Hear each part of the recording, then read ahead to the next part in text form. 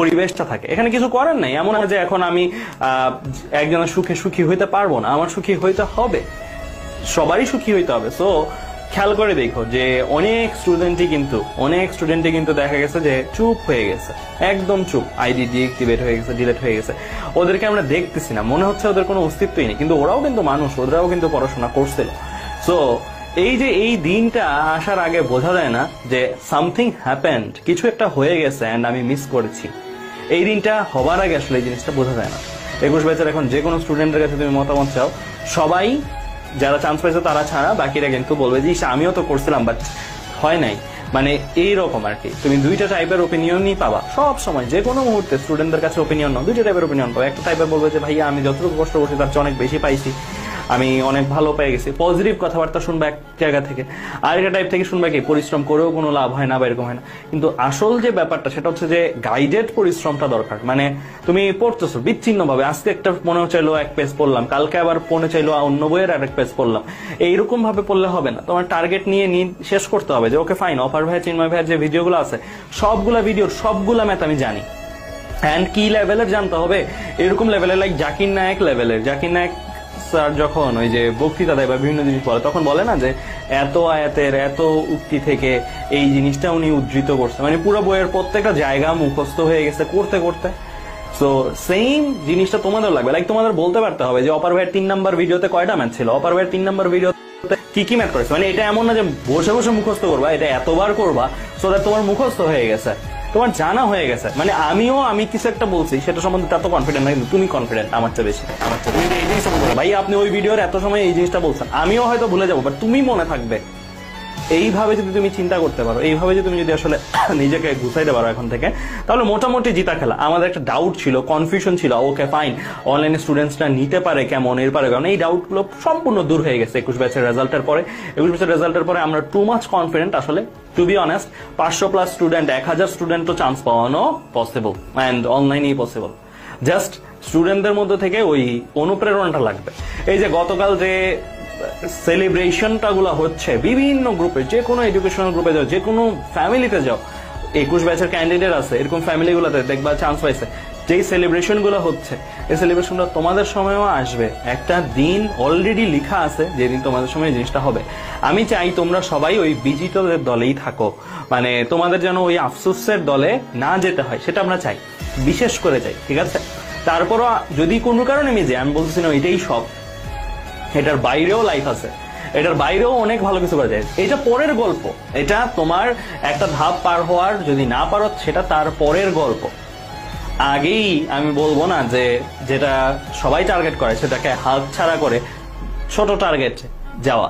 আমার সব সময়টা তোমাদের প্রতি চাওয়া হবে তুমি তোমার জন্য সবচেয়ে বেস্ট পসিবল যে টার্গেটটা সম্ভব তুমি তোমাকে দিতে পারো সেই টার্গেটটাই তুমি অলওয়েজ রাখবা, এন্ড টার্গেটটা থেকে কমবা না। যতক্ষণ পর্যন্ত না হাঁটতেছো ফাইট করে ততক্ষণ পর্যন্ত ওই টার্গেটটা থেকে বিন্দু মাত্র নড়বা না। সো এই জিনিসটা কিন্তু মাস্ট, ঠিক আছে।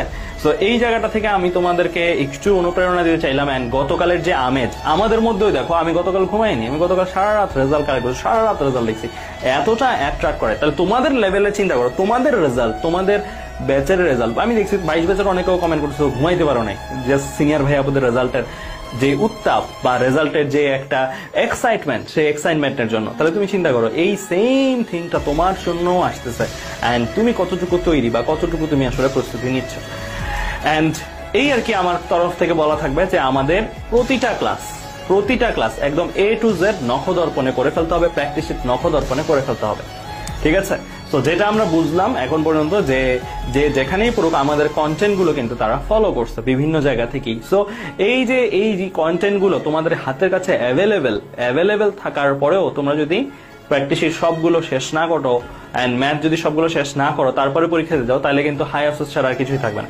আমাদের কাছে এমন স্টুডেন্টও ছিল 21 ব্যাচে যে স্টুডেন্ট সবগুলো পরীক্ষা দেওয়ার পরে 10 মিনিট রিভিশনও দিছে, মানে পরীক্ষা দিয়ে শেষ পরীক্ষা দেওয়া, তারপর 10 মিনিট রিভিশন টাইমও পাইছে, রিভিশনও দিছে। আবার এমন স্টুডেন্টও ছিল আমাদের কাছে যে ভাইয়া সময়ের মূল্য আজকে বুঝলাম, আমি শেষই করতে পারি নাই। এরকম স্টুডেন্টও ছিল যে ওরা জাস্ট লিখেই শেষ করতে পারে নাই, 5-6টা বাকি ছিল। তো পার্থক্যটা কোথায়? জ্ঞানে? অবশ্যই না, জ্ঞান দুইজনেরই আমি বলবো এমন হবে না যে ওই যে ছেলেটার মানে বললো যে অ্যান্সার করতে পারেন সে ছেলেটার জ্ঞানের সীমাবদ্ধতা ছিল। জ্ঞানের সীমাবদ্ধতা না, সীমাবদ্ধতা হচ্ছে চর্চায় হচ্ছে সীমাবদ্ধতা। তো ওই সীমাবদ্ধতার কারণে দেখা যাচ্ছে একটা ম্যাথ কেউ 100 বার করলো, তার যে অ্যাকুরেসি এবং তার যে স্পিড থাকবে ওই ম্যাথে 100 বার না হলো 20 বার করলো, আর আরেকজন একটা ম্যাথ হয়তো একবার একটু দেখে গেছে, তার জন্য ওই সেম ম্যাথটা পারফর্ম করতে অবশ্যই বেশি টাইম লাগবে।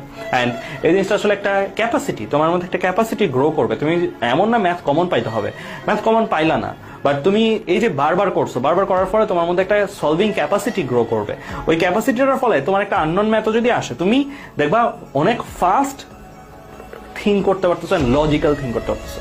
থিঙ্কিংটা কিন্তু একটা প্রসেস, মানে তুমি কত ফাস্ট থিঙ্ক করতে পারো এটা কিন্তু একটা প্রসেস। এটা কিন্তু আমি বলবো না যে একটা কারো ক্ষেত্রে জন্মগত আছে কারো ক্ষেত্রে নাই। Fast thinking is a process আমার কাছে। সো এই প্রসেসটা তুমি কতটুকু মাস্টার হয়েছো বা কতটুকু তুমি অ্যাডপ্ট করছো বা কতটুকু প্র্যাকটিস করছো আগে, সেটার সাথে ডিরেক্টলি রিলেটেড। তুমি যদি 100 বার প্র্যাকটিস করো তাহলে তোমার যে থিঙ্কিং ক্যাপাসিটি হবে নতুন ম্যাথের বেলায়, তুমি 5 বার প্র্যাকটিস করছো, একবার প্র্যাকটিস করছো, তোমার থিঙ্কিং ক্যাপাসিটি ওর মতন হবে না, এটা অবভিয়াসলি, ঠিক আছে। সো এই জায়গা থেকে কে কতটুকু ভালো করতে পারো সেটা আসলে দেখার বিষয়। আর একটা জিনিস বলি, যেহেতু এই ব্যাচে আসো, দ্যাট মিনস আমি ধরে নিতে পারি তোমাদের ইঞ্জিনিয়ারিং টার্গেট সবার। Engineering target is safest target among all targets. আমি বলবো ডাক্তারি টার্গেটে একটা পরীক্ষা থাকে, না পারলে 1 ঘন্টার এক্সাম, দেখা যাচ্ছে যে তার 1 বছর ওয়েট করতে হয়, বা ডেন্টালের জন্য ওয়েট করতে হয়, ঠিক আছে। আর কোনো নাই কিন্তু অপশন, সেম প্রিপারেশনে আর কোনো অপশন নাই। এরপরে আমি যদি আসি ইঞ্জিনিয়ারিং কিন্তু দেখো তুমি ভার্সিটিতেও একটা অ্যাডভান্টেজ পাবে। এবার ভার্সিটির রেজাল্ট দেখে 4 দিন পরে ভার্সিটির রেজাল্টটা না, আমি এতটুকু বলতে পারি আমাদের স্টুডেন্টসরা বুয়েটে যতটুকু চান্স পাইছে তার চেয়ে বেশি ভার্সিটিতে পাবে 100%, নো ডাউট অ্যাবাউট ইট। কারণ ইঞ্জিনিয়ারিং প্রিপারেশন ডাক্তারিটা ভার্সিটিটা অলমোস্ট, মানে প্রশ্ন যদি যে লেভেলের প্রশ্ন হচ্ছে, প্রশ্ন যদি একটু এরকম হয় তাহলে অলমোস্ট জিতা খেলা। মানে দেখবা যে অনেক ভাইয়া আপুরাই হয়তো 21 ব্যাচে আমাদের চান্স পায় নাই বুয়েটে গতকাল রাতে, কিন্তু আমি ওদের নিয়েও আশাবাদী ওরা ঢাকা ভার্সিটিতে পেয়ে যাবে আরামসে। কারণ ঢাকা ইউনিভার্সিটির গেমটাই এরকম যে বুয়েটে যারা টপ 20 বা টপে থাকে, বা টপে না, জাস্ট চান্স পাইছে, তাদের জন্য ঢাকা ইউনিভার্সিটির অলমোস্ট, মানে সে যেই নলেজ গ্রো করে, সে যদি বায়োলজিটি জাস্ট একটু রিভাইজ করে যায়, সে যদি ম্যাসিভ ভুল না করে, পরীক্ষায় সেট কোডের ভুল বা এইসব ভুল না করে, তাহলে তার চান্স মোটামুটি ঢাকা ইউনিভার্সিটিতে হয়ে গেছে বলতে পারি আমরা। তো এই জিনিসটা আমরা বছর দেখতেছি, বছরের এক্সপিরিয়েন্সের আলোকে বলছে, আমার ক্ষেত্রে হয়েছে, চিন্ময়ের ক্ষেত্রে, সবার ক্ষেত্রে হয়েছে। তো এই জায়গাটা থেকে আমার তোমাদের প্রতি বলা থাকবে যে ঢাকা ইউনিভার্সিটি বলো বা মানে প্রিপারেশন কিন্তু দিন শেষে একটাই, মানে এমন না যে তুমি ঢাকা ইউনিভার্সিটির জন্য পড়ো নাই, ঢাকা ইউনিভার্সিটি চান্স পাবে কিনা।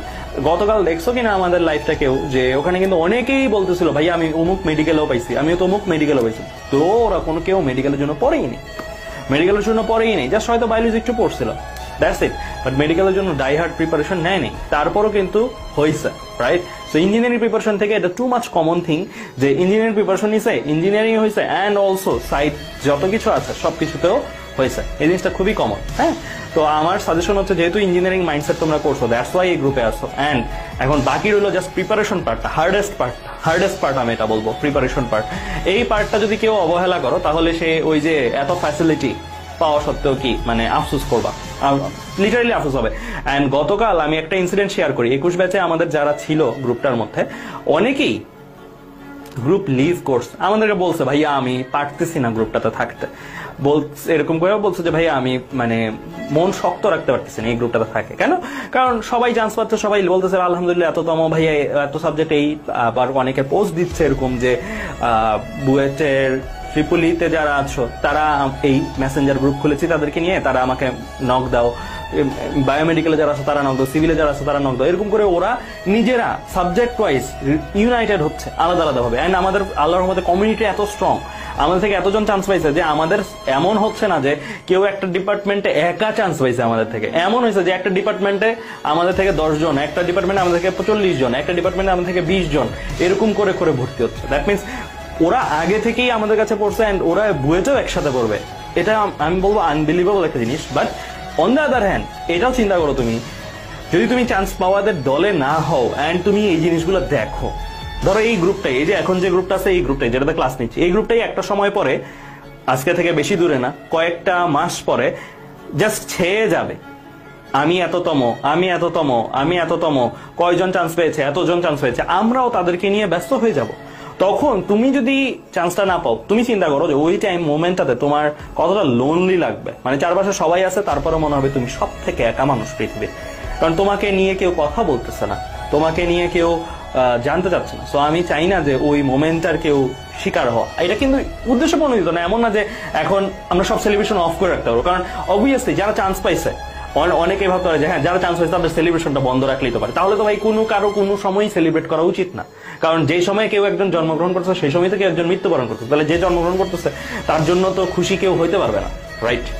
সো এই জিনিসটা দুনিয়ার নিয়ম, একটা জায়গায় বাঁশি বাজতে থাকবে, একটা জায়গায় আগুন জ্বলতে থাকবে, এটা দুনিয়ার নিয়ম।